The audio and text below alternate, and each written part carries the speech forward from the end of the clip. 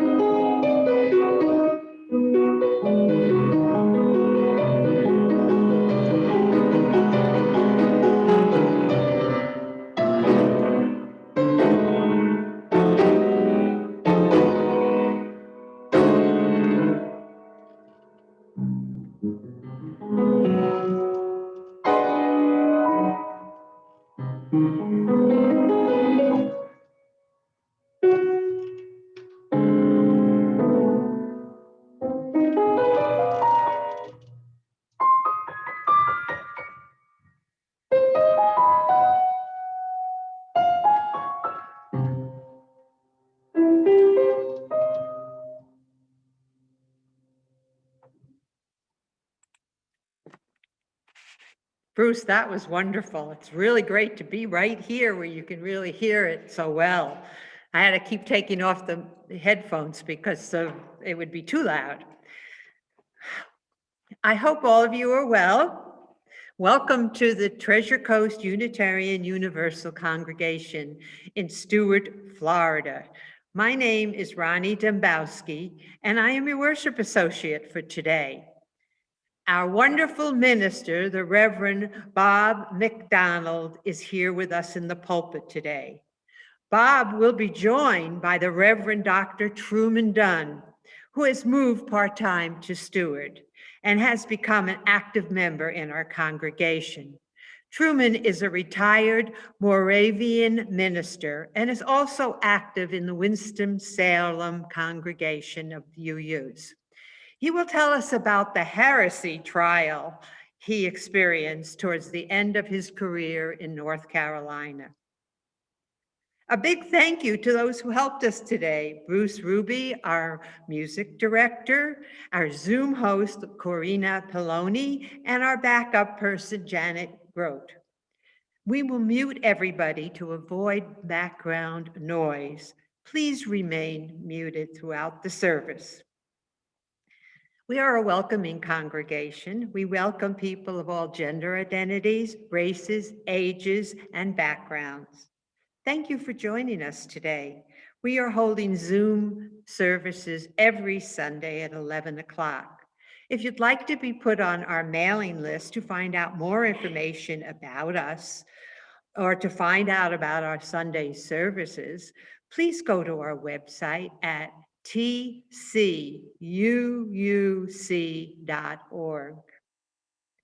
There are announcements in our Friday online newsletter and midweek following up from the sermon. I would like to say some lighting words while Bob lights the chalice. I'll wait for him to get up there. Out of the darkness, light. Out of the light, warmth. Out of the warmth, joy. Out of the joy, togetherness. May this flame hold us for this time we are together. By Brian Soule. Now for my opening words, which I'm dedicating to my father, because today is the date of his his death 24 years ago. This is by Charles Christensen. He is a retired minister. When grace breaks through, it's like the mirth of little children at play. When grace breaks through, it's like the whispering brook in a verdant glen. When grace breaks through, it's like the sunrise of a beautiful day. When grace breaks through, it's like the healing of a pernicious wound. When grace breaks through, it's like the cleansing shower upon our soul. When grace breaks through, it's like the scent of roses in a spring bouquet. When grace breaks through, it's like the warm greeting of a dear friend. When grace breaks through, it's like divine forgiveness for forgotten wrongs. When grace breaks through, it's like a foretaste of heaven here on earth. Now we'll go back to Bruce, who will do hymn 31, verses 1 through 3, Name Unnamed.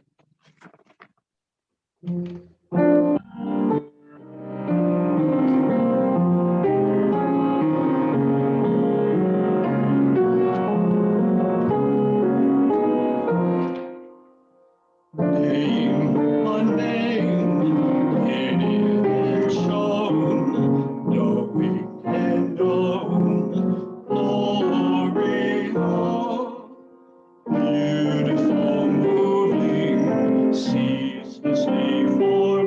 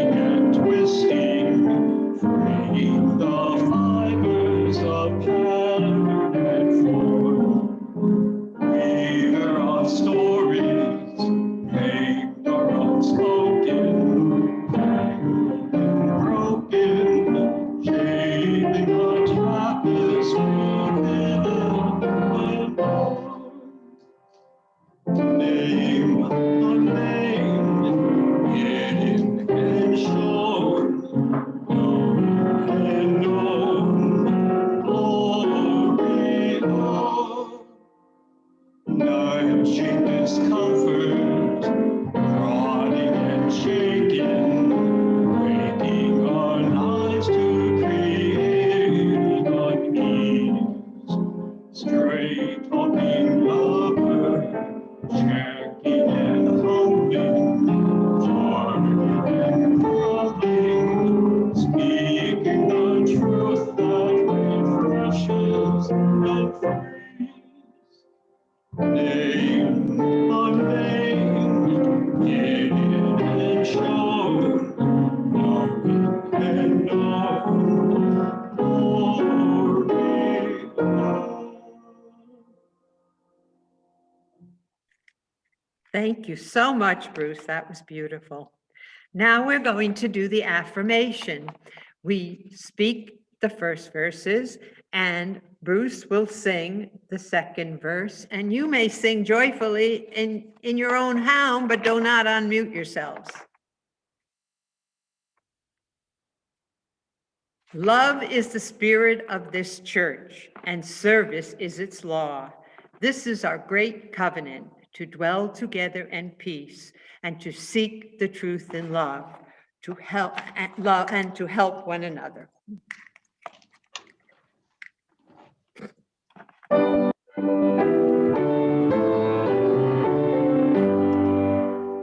From all that dwell below the skies, let faith and hope and love arise. Let duty, truth, and good be sung from every land, by every tongue. Amen. Now it's time for joys and sorrows. For those of you that we wish to speak them out loud, please raise your hand and Corina will unmute you and you may say it, and I will move a stone into our symbolic river to mark each joy and each sorrow. I would like to start by putting a stone in for my dear father who has been gone for 24 years. We miss you, Dad. Anybody else? Don't see any more hands. Okay.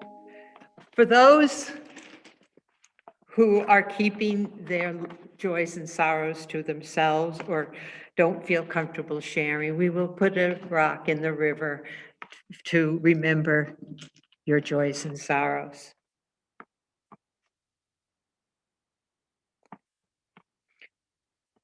Now we will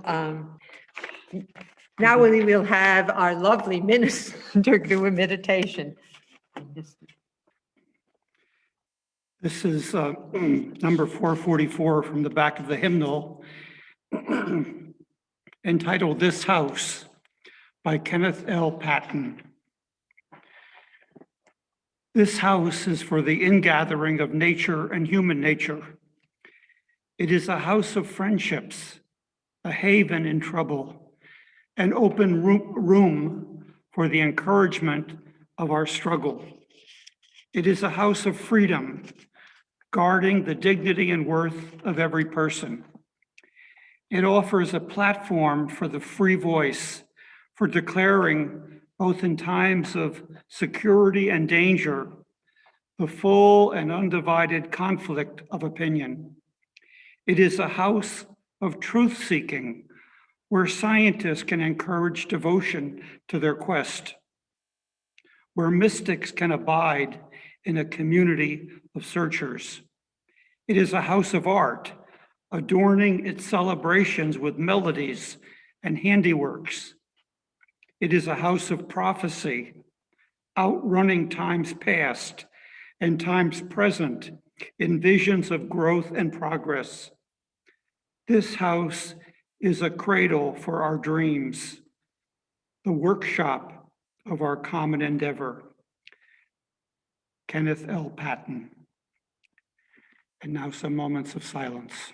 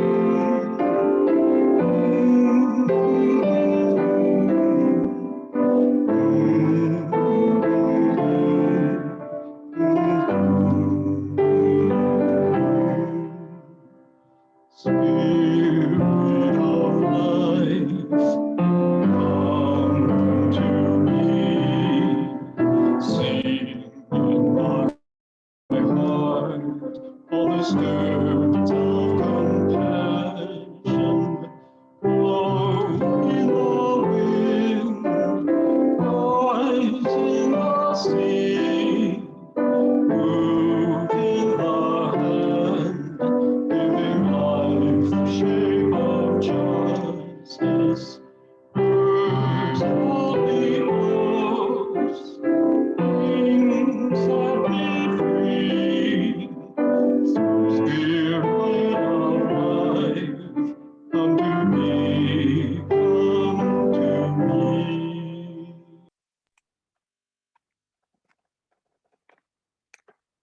As we think about giving, normally those of us who pledge drop a few extra dollars in the plate each week, and guests also give a small donation. That doesn't work on Zoom. Our building is closed. However, our expenses continue. If you would like to help with an offertory, it would be very much appreciated. For those who have made a financial commitment to the church, thank you for your continued support. If you wish to help us, go get your checkbook and write us a check and mail it to 21 Southeast Central Parkway, Stewart, Florida, 34997. Or use the link that'll be showing in another moment while Bruce plays us some nice music to go along with it.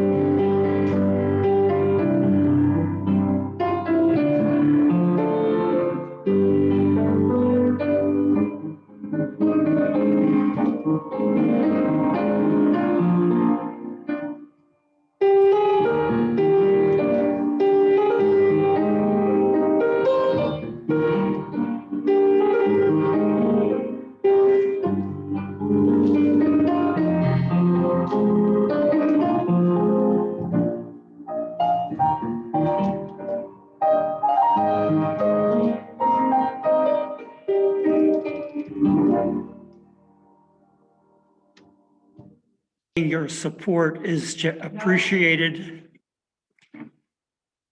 I welcome the Reverend Dr. Truman Dunn to this sermon time. Truman moved to Stewart a couple months ago. He called the church and left a message. Our voicemail types a voice message, and his read, retired minister, tree man down, or something like that, moved to Stewart and wants to talk to the revenuer. I told Debbie this is probably a beggar, but I will follow up. She listened to the message and thought he said Truman Dunn, and the phone number was Central North Carolina. I Googled that and got the goods, Moravian minister and heresy trial in 2003. We soon met, became friends, and I knew he had a story we want to hear. Since his heresy was something like, there is not just one true faith, or just one way to salvation or wholeness, however we understand that, I thought we might begin by both of us telling how we individually came upon that heresy. Remember, heresy is roughly defined as belief at odds with orthodox, which means right teaching. My story will be brief. My high school experience in Troy included getting to know a lot of Jewish kids. One of them was a girl I competed with academically. When her father, a prominent downtown clothier, learned that his daughter was competing with a kid from the projects who wanted to go on to college and seminary and become a Protestant minister, he took up a collection among his business friends. And I am the only one I know who went off to Protestant schools with a generous Jewish scholarship. I didn't know as a high school kid what Jews believed, but I couldn't possibly believe mine was right and theirs wasn't. And I was learning there were an awful lot of other religions with huge numbers of people following. And the God I was coming to believe in could not be as small as that part of the earth where Christians were dominant, even though they were willing to fight like H to define who was Orthodox and who wasn't. I would also say that I have never felt that people had to believe as I do for my faith to be true for me. I have made a career out of talking about that and hoping it sparks thoughts and encouragements for yours being true for you. Now, Truman, we welcome you from the balmy state of North Carolina. Good morning, everyone. Good morning, everyone. Before I begin, so far so good with my internet today, but as Bob said, I'm in Western North Carolina for a few days and we're having some winter weather. Yesterday I was on a Zoom call and twice my screen froze and I had to go out of Zoom and come back in. And then this morning when I was putting everything together, my video camera dropped twice. So if either of those happened this morning, I'm going to consider it divine intervention for your benefit. I do want to thank Bob for the invitation and to all of you for being willing to listen to me for the next 15 minutes or so. As a former preacher, I decided that I needed to write everything down, that what I'm going to share with you, and fairly just read it. Because if I didn't write everything down, I would be going off on all kinds of tangents. And before I know it, you would try to do this. What I decided to share today with you is a little bit of my own spiritual journey, which led to my eventually being tried for heresy. Perhaps some of you will see something of your own spiritual journey in what I share of mine.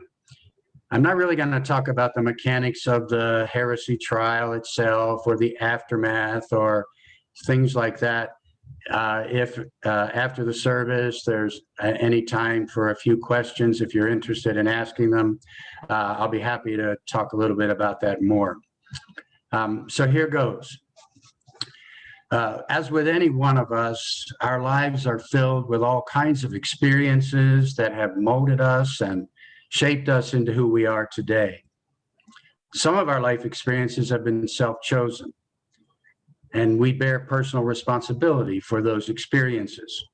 Other events in our lives have been out of our control, such as the death of a loved one, the betrayal of a friend, or being diagnosed with a graven illness.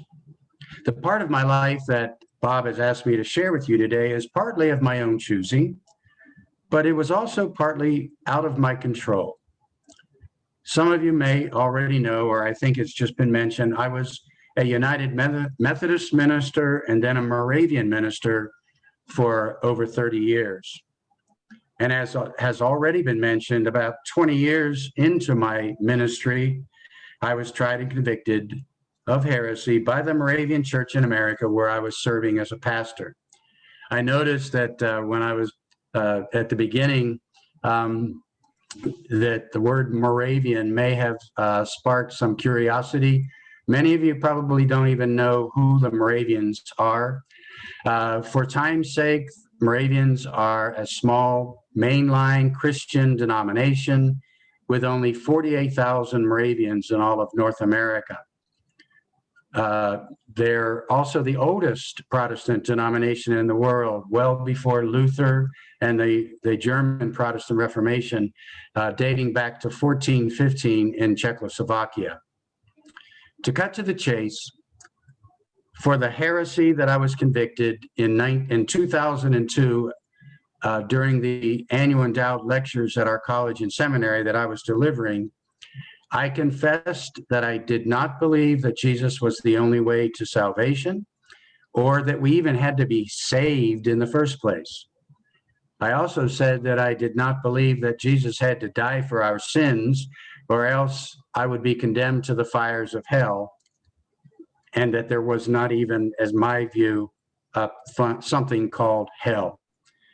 I also said that I did not believe that non-Christians, whether Hindus, Buddhists, Muslims, Jews, or atheists, were also condemned to the fires of hell unless they converted to Christianity. As I said earlier, most of the life experiences in our lives are of our own choosing. And my being convicted of heresy was the result of my own conscious decision to confess my true beliefs in front of hundreds of ministers and lay leaders at the lectures. Beliefs that I knew were going to get me into some kind of trouble, though I must confess I did not expect to be convicted of heresy, especially since the founder of the Moravian Church, a Czech Roman Catholic priest, John Hus, was burned at the stake in 1415 for heresy. Thank goodness they don't burn heretics at the stake anymore. Again, it was my own conscious decision to publicly confess my true beliefs, knowing there would be consequences. However, what is also true is that I had these beliefs throughout my entire 30 years as a Christian minister. And for most of my years as a Christian minister, I kept those beliefs to myself. I know many of you are probably thinking, why did I even become, much less stay, a Christian minister if I didn't believe the creeds or the dogma? How could I not call myself a hypocrite or an imposter? And you're absolutely right to ask such questions, because I ask myself those same questions constantly throughout my years as a minister. I agonized over it. I even fell into depression more than once.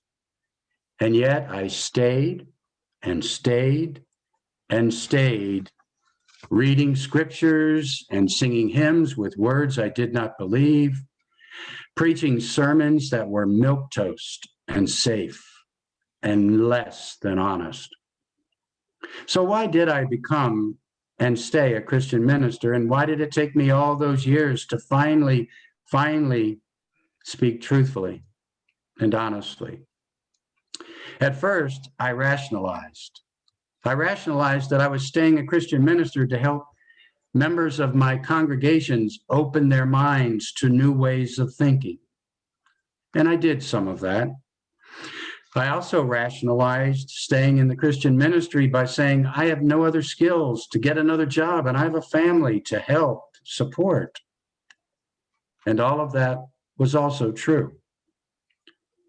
But what I did not have was my integrity. Integrity for me means that your outside and your inside are in harmony. And for nearly my entire life, all the way back to my childhood, my inside and my outside, at least when it came to religious beliefs, were not in harmony. From the earliest days of my childhood that I can remember, 5, 6 years of age, somewhere deep inside of me, I simply knew that what I was being taught about a judging, vengeful God, heaven and hell, Jesus needing to save me, winners and losers, were just things I could not believe. But I felt guilty about it as a child because I was being told by adults, those who knew what was supposed to be the truth. Even as a child, I doubted the existence of God.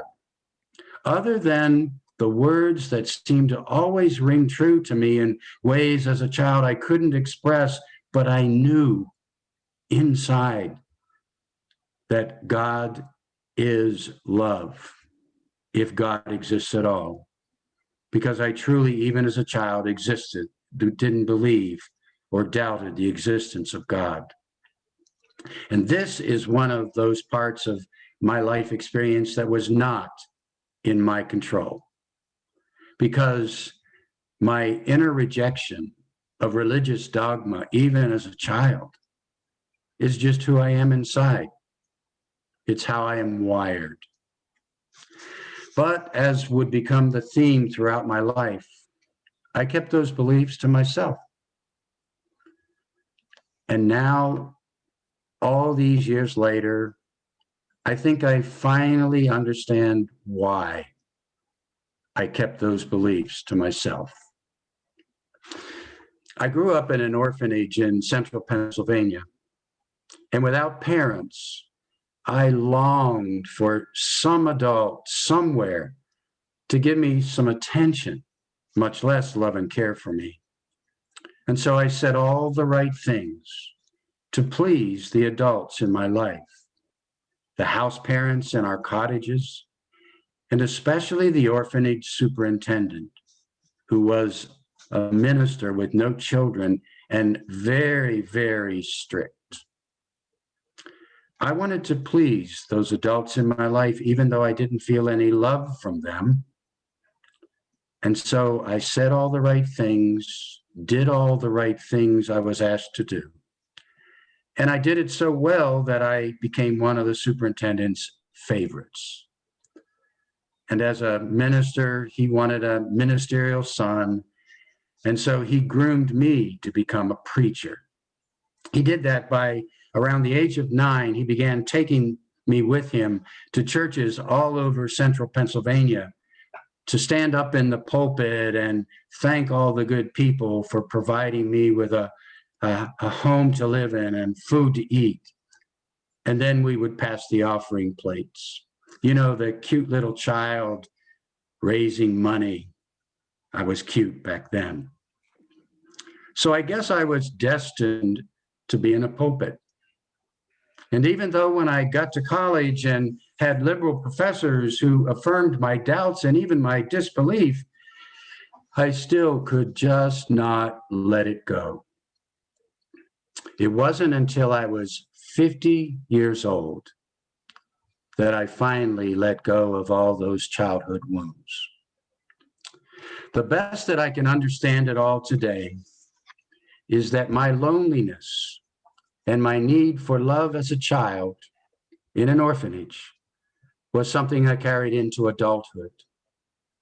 I'm not a psychologist or a psychiatrist, but I know from many, many years of sitting with people in the counseling I did as a minister, and them sharing their troubles and difficulties in life, that's almost always at the root were childhood wounds. And that when we become adults, unless and until we finally and very intentionally work through it all and let it go, those childhood wounds continue to be consciously or unconsciously, mostly unconsciously, a part of the decisions and the life we lead. I now believe that I became and stayed a Christian minister, even though I didn't believe the creeds and the dogma, because the abandoned child in me wanted a family, a community. And the only family I'd ever known was the church. And so as an adult, just as I did as a child, I conformed so that I could feel like I belonged to a family. And I also got a lot of affirmation over the years about what a fine Christian minister I was. But I knew inside it was because I was saying all the right things. And if they really knew what I believed, they wouldn't think of me as this fine minister. So I stayed and kept things quiet. Yet for years and years, there was this voice within me that kept longing to be free, begging me to finally have some integrity about who I really was on the inside. At one point, I tried to silence that voice by getting a PhD, figuring that I could leave the ministry and teach religion instead. But for many reasons, I wound up back in the pulpit again. Though many years of part-time college and university teaching at least gave me one place where I could be honest and free. But when I left the classroom and climbed into the pulpit each Sunday, I had to push down that inner voice that kept gnawing at me. And I needed to become the preacher once again.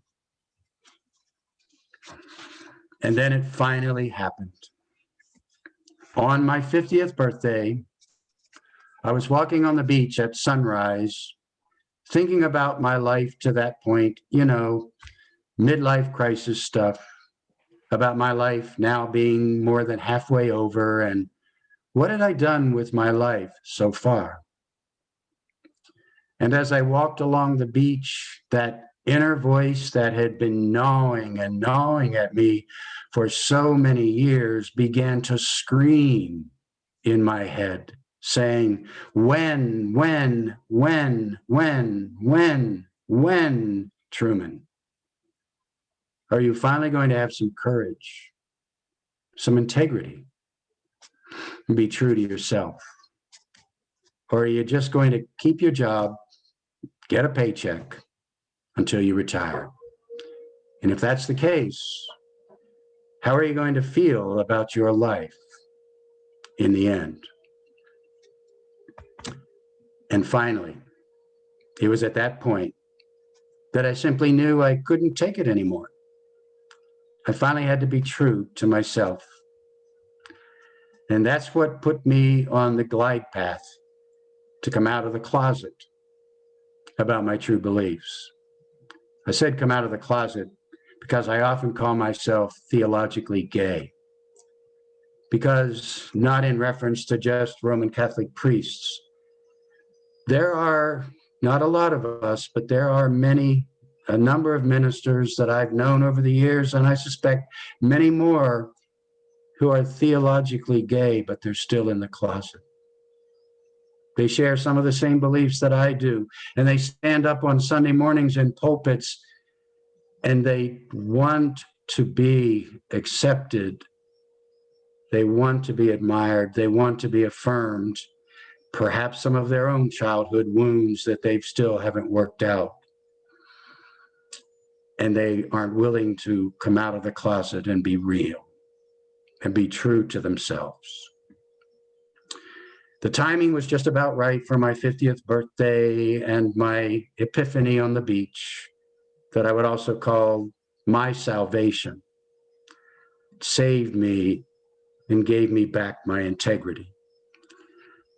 I was walking along the beach that morning, and I was also thinking about the 3 lectures that I was due to deliver in about 9 months.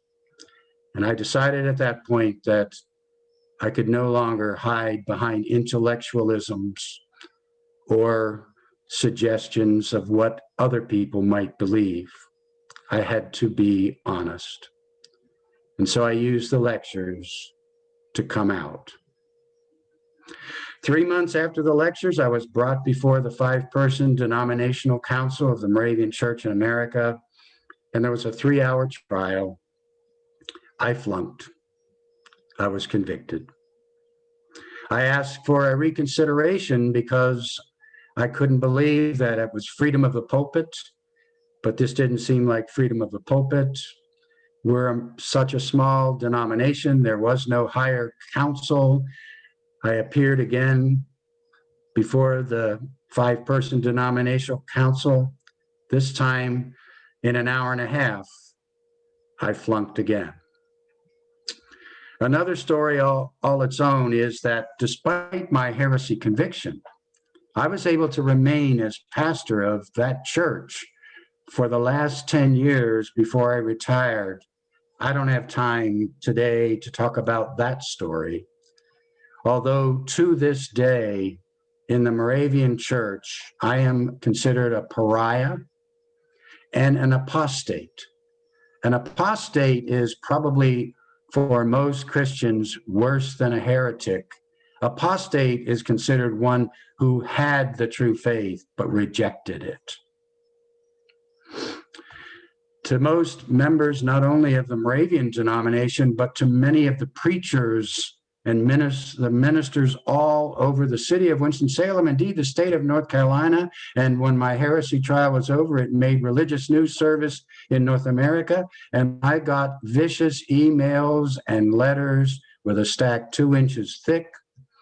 And almost all of them were from ministers condemning me in vicious, even vile terms.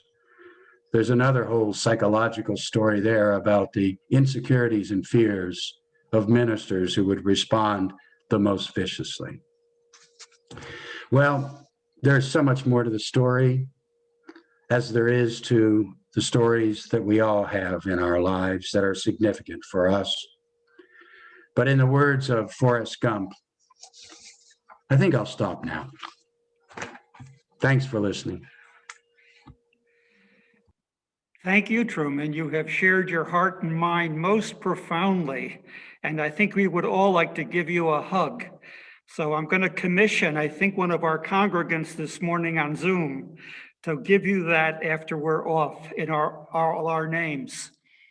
We're going to go on now with the closing hymn, and after our postlude, in our usual coffee hour time, I'm going to invite people to raise their hand if they have a question for you, and I'll call on you, and they can put their question to you. But I don't want you to think you're still on trial. We're just going to probe your mind and heart a little bit more. What is the last hymn? It's number 318, We Would Be One. Yes, We Would Be One, 318. Bruce will sing it. We can all sing it in our muted state.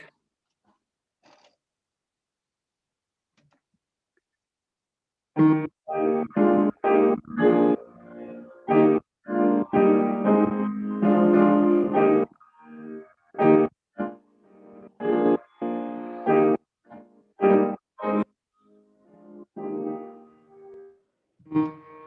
would be one, as now we join singing our hymn of love, to pledge ourselves anew to that high cause, our greater understanding of who we are and what in us is true. We would be one, living for each other, to show to all a new community. We would be one in building for tomorrow, a nobler world than we have known today. We would be one in searching for that meaning which binds our hearts and points us on our way. As one we pledge ourselves to grace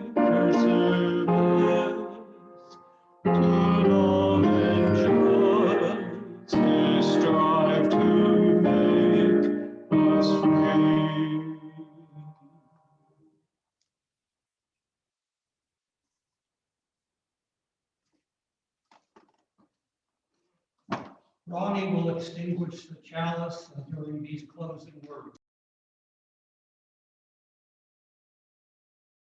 Someone once said, if it's the truth, it doesn't matter who said it. What does matter is that we remain open to voices and truths other than our own.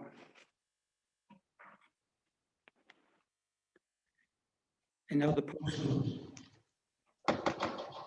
The postlude is written by Bela Bartok. It is from the Romanian folk dances.